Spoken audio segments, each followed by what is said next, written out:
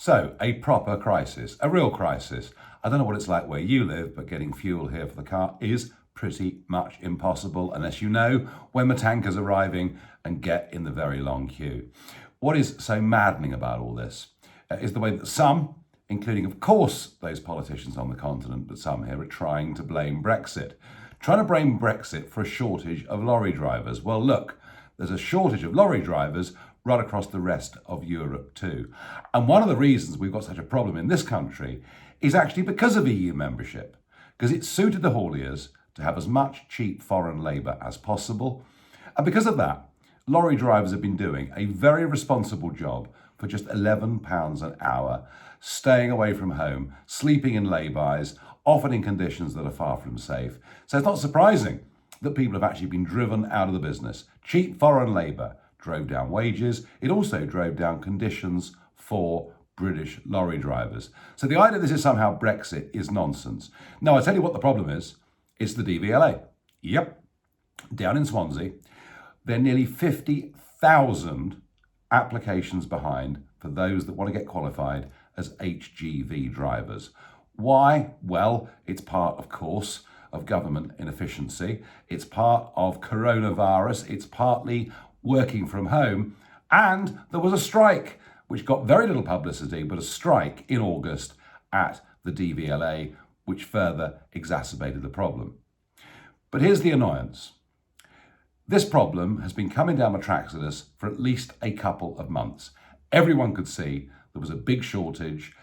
Shops were beginning to struggle to get deliveries. And yet, unbelievably, Grant Shapps did pretty much nothing.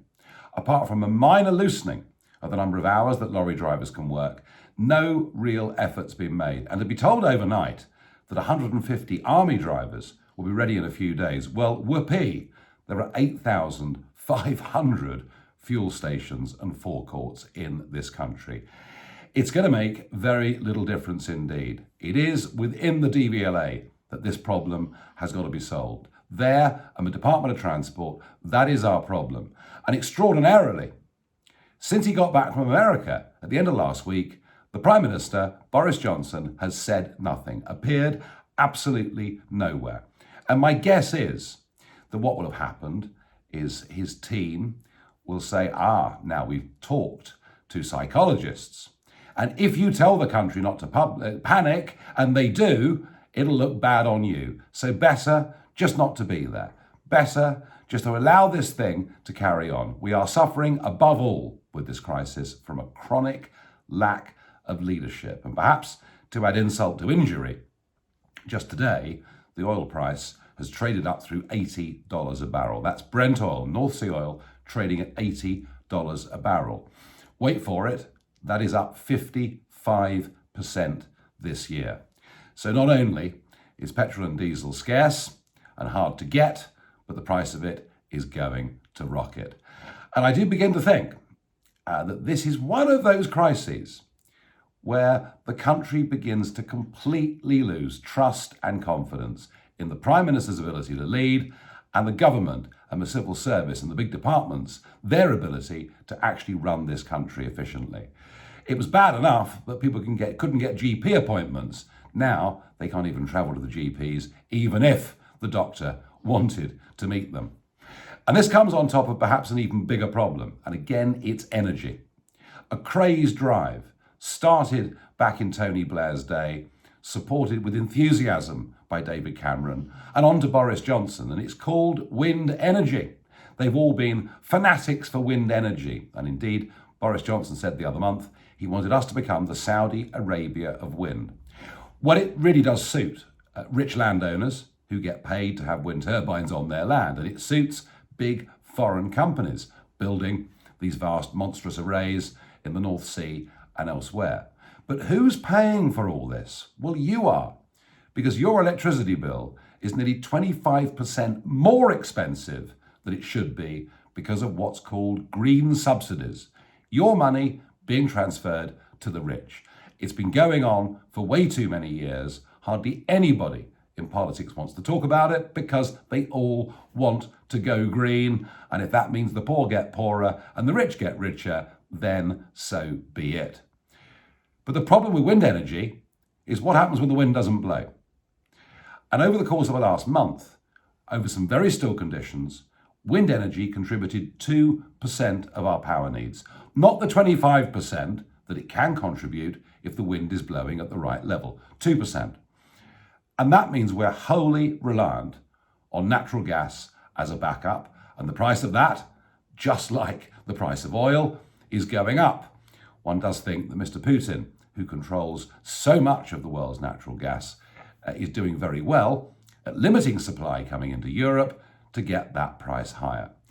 But not only is it expensive, not only is wind unreliable, but we don't actually have any proper storage facilities for natural gas in this country because the government sought to close them down a few years ago.